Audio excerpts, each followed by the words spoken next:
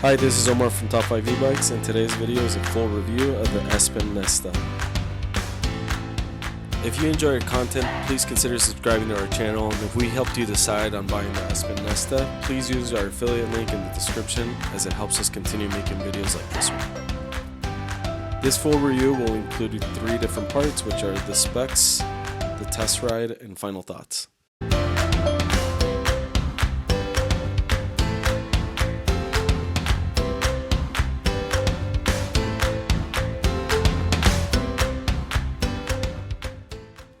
Now let's talk about the specs of the Espin Nesta. So this foldable fat tire e-bike comes with many premium features, which we'll review here in a bit. Its current price is $17.99, so it's a tad under $1,800. Motor-wise, it comes with a 750 watt nominal, and it peaks at 1,000 watts, and it's a rear hub motor that has 85 newton meters of torque. So it's a nice size motor, high wattage, and also a decent amount of torque. Battery wise, it comes with a 48 volt 10.5 amp hour battery, so it's 504 watt hours. It does come with hydraulic brakes, so it has Zoom hydraulic brakes, which is kind of nice. It comes with a rear and a front rack, so that comes with the price of $17.99, which is super nice. It also has a front suspension, so it has a front 100 millimeter suspension with adjustable, that's adjustable, and it comes with the lockout. It also comes with a front and a back fender, and as a lot of other foldable fat tire e-bikes, you can also fold, in addition to the handlebars and the frame itself, you can even fold the pedals. Some additional features are that it comes with an integrated backlight and a front light, which is super nice. You have a kickstand, which seems to be standard, especially in this price range. Alright, now let's talk about the test rides. So this is an e-bike with fat tires and a front suspension, so in theory you should be able to ride this e-bike on different terrains, and that's exactly what I did. I rode the Nesta on paved roads, on dirt roads, on rocky terrain, and even on the beach. I have to say it was a pretty fun e-bike to ride, especially on the rocky dirt terrain, which I had fun with. You can see from my riding footage that I took it places that I don't normally get to ride with other e-bikes, since most of the e-bikes we tend to test ride our city or commuter e-bikes. Speed-wise, the top speed with the highest pedal assist level was around 26 miles per hour, and 20 miles per hour if you're going throttle only.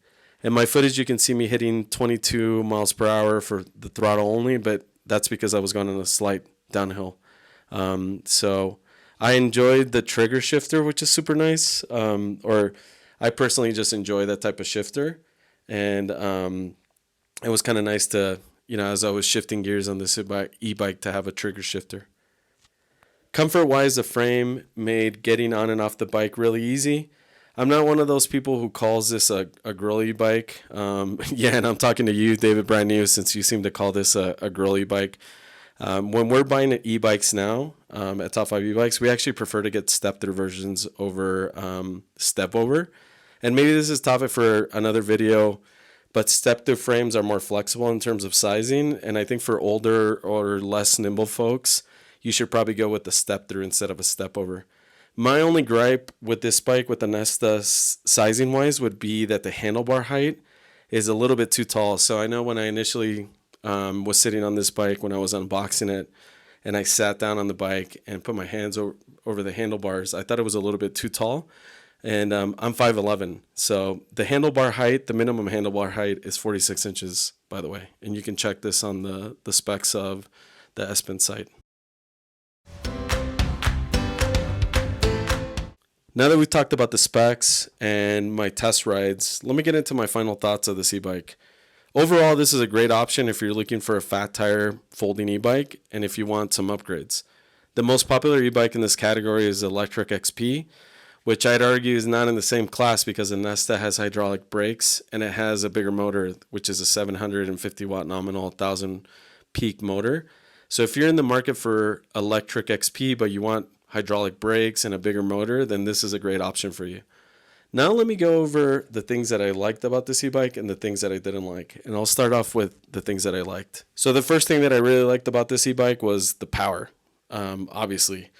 And it's one of the main, I think the one of the main features of the Z-Bike is that you have a 750 watt nominal motor that actually peaks at 1,000 watts, and it has 85 newton meters of torque, and you can feel it when you're riding. It was super fun to ride. It was fun to go from, I've ridden the Lectric and I rode it quite a bit, but going from a 500 watt motor to a 750 watt nominal 1,000 peak, you can tell the difference. So if you're looking for a foldable fat tire e-bike with a little bit of power or more than the Lectric XP, then I think this is a good upgrade relative to that e-bike.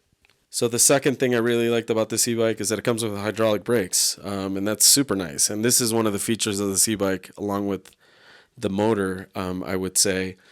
It's really nice to have hydraulic brakes on an e-bike, especially with the bigger motor, in that it's just easier to stop. So the stopping power might be similar to, say, mechanical brakes, but the amount of force that you have to apply on the brakes is much less, so it's just easier to ride. So, and it goes with this e-bike, especially with the amount of power that it comes with. The third item I really liked, and I always like this with e-bikes, especially in this price range, I like it when they come with racks. So this bike comes with a front and a rear rack, which is super nice. So out of the box, this is almost like a cargo e-bike. So it's a cargo trail e-bike. So you can, you have a rear rack and a front rack, and you can add like a milk crate to it, and you can start carrying stuff. So I really like that it came with both of those in this price range. All right, now we're going to get into a couple items that I really liked, which is more, I think, based on this is preference, opinion. One of them is a trigger shifter and the thumb throttle. So I really like thumb throttles, and I've talked about this. Part of it is that I'm left-handed, and a lot of thumb throttles come on the left. But this thumb throttle was actually nicer. It's kind of ergonomic. It's not like a typical thumb throttle that I've seen on e-bikes. So I really like that. Also like trigger shifters. So as you're shifting gears, a trigger shifter is just easier than the Shimano thumb shifters that you see on most e-bikes. So again, this is probably more of a personal preference, but these are things that I really liked. And then the last thing I really liked was the kit that Espin sent with the e-bike, which was great. It was just the packaging, and I think the presentation of it was really great, which I was really surprised. Came with a really nice box, and everything was super nicely organized. I think with some e-bikes, you just get a box and you have to figure things out on your own, but Espin did a really good job presentation-wise. And their box even came with zip ties. Like, this is something that most e-bike companies should include, especially if there's wiring or if you're supposed to add a light, and a cable. So for wire management, they should include, 10, 20 zip ties. It's not that expensive. I mean, you could obviously get that on your own, but it was super nice that Espin included these in their box. All right, let me talk about the things now that I didn't like. And like other bikes, this bike is not perfect. The first thing I would say, and the thing that stood out to me as soon as I started looking into this bike, is that it has a pretty small battery for this price range. So it has a 504 watt hour battery, which is really small. Now, you could always, depending on how you're riding, that's going to determine what your range is anyways. I haven't seen any videos of people adding a second battery, but I'm assuming that's also possible. But I would say that for me, one of the biggest negative is that this bike has a smallish battery. The second thing I didn't like was that the handlebars felt really high. And I don't know how, people that are, I'm 5'11", I'm not sure how people that are, 5'5" or 5'6" are going to feel about those handlebars. They might have to increase the height of the saddle, for example, for it to be more comfortable. But again, it's just something I noticed when I unboxed the bike, and as I was riding, I always thought that the handlebar height was a little bit too high.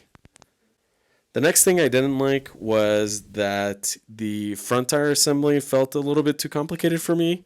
And I've assembled around 30 bikes at this point, 30 plus bikes. But I actually had like a pretty difficult time assembling the front tire. And lastly, the last thing I didn't like about this e-bike is that I felt the display showed very limited info. So there's not much info that you get from the display, especially these days. And I think in this price range, you get e-bikes that actually have 2 displays, or there's an app integrated, or there's just more information that you typically get from your display. And for the Nesta, there's not much information that you see in the display. Overall, this is a solid fat tire folding e-bike with some premium features. If you're in the market for a foldable fat tire e-bike, you're probably considering e-bikes like the Lectric Xp 2.0 or the Rad Power Bikes Rad Expand 5.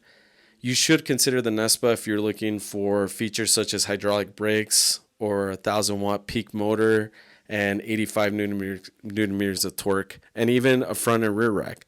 So again, this was a really fun e-bike to ride. I recommend it for those that are looking for a foldable fat tire e-bike with premium features. Thank you. Let us know if you have any comments or questions for us. And again, thank you for watching this video.